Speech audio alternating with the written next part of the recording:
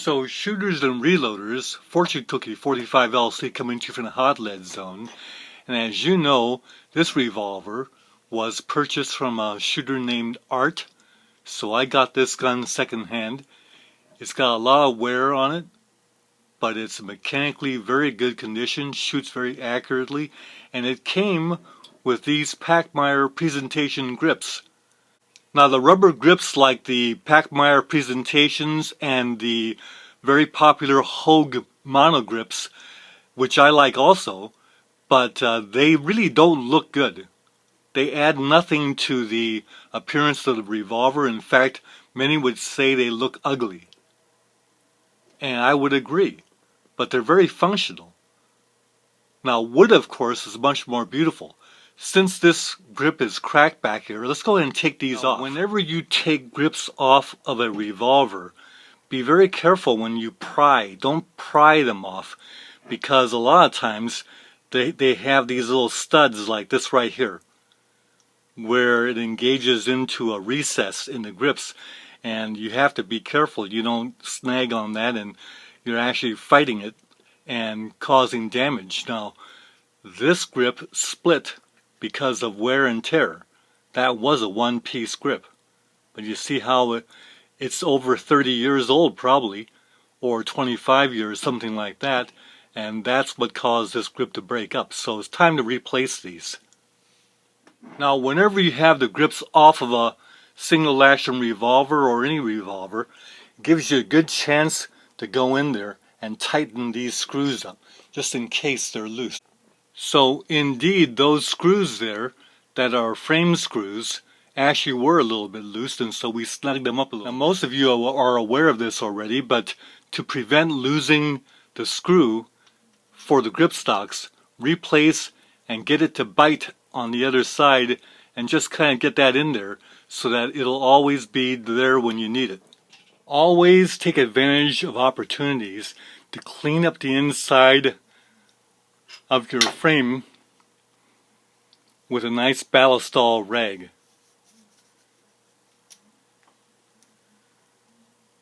When you install the original grips, make sure you get that stud into the hole here and get that engaged first, and then push in the other part of the grip here.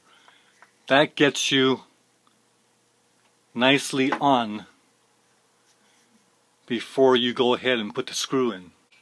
Now with some of the single action stock panels, they fit so well against this stud and then up here into the frame that you almost don't need to put the stock screw in to hold the panels together.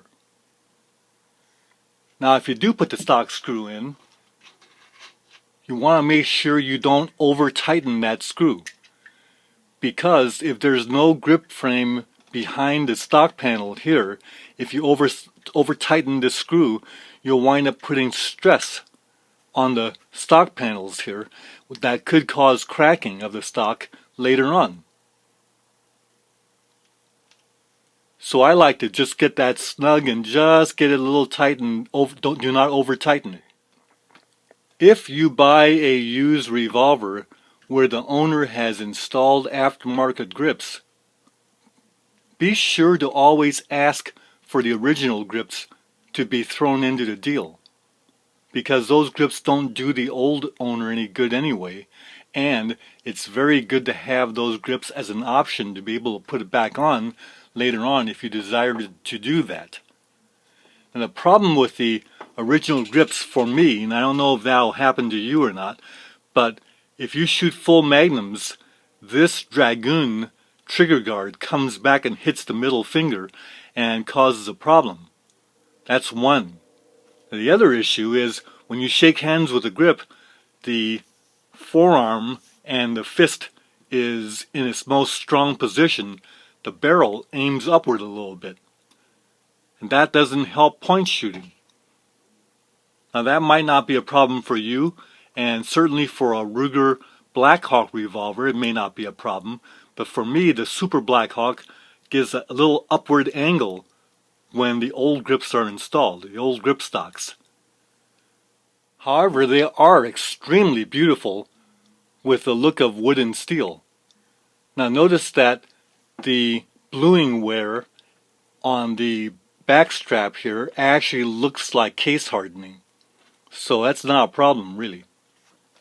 So let's just go ahead and store these grips together like that and put this screw through so that we never lose the grip screws in storage. So the beauty of wood and yet the functionality and recoil handling of a larger, even a rubber type of grip can be taken care of with a grip stock like the Shooting Star by Herrett. Because this will give you the beauty of the wood, plus the filling in of the trigger guard behind the Dragoon squared back guard, and recoil control. Let's go ahead and put these on.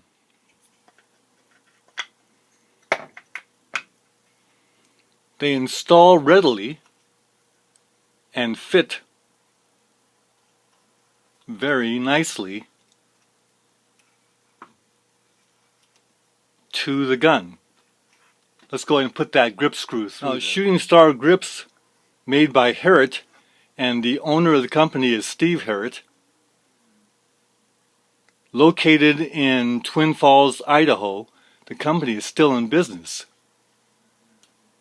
But you see how it really takes care of that third finger problem.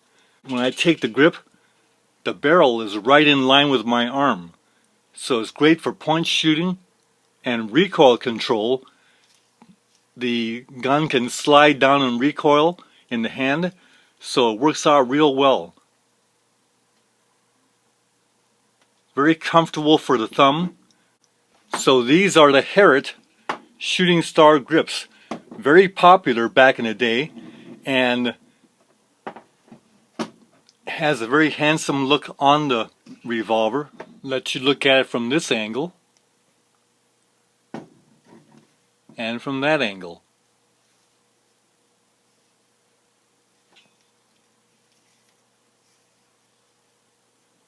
And those Shooting Star Herrett grips go very well with the Safariland holster and the Western belt with the 24 cartridge loops.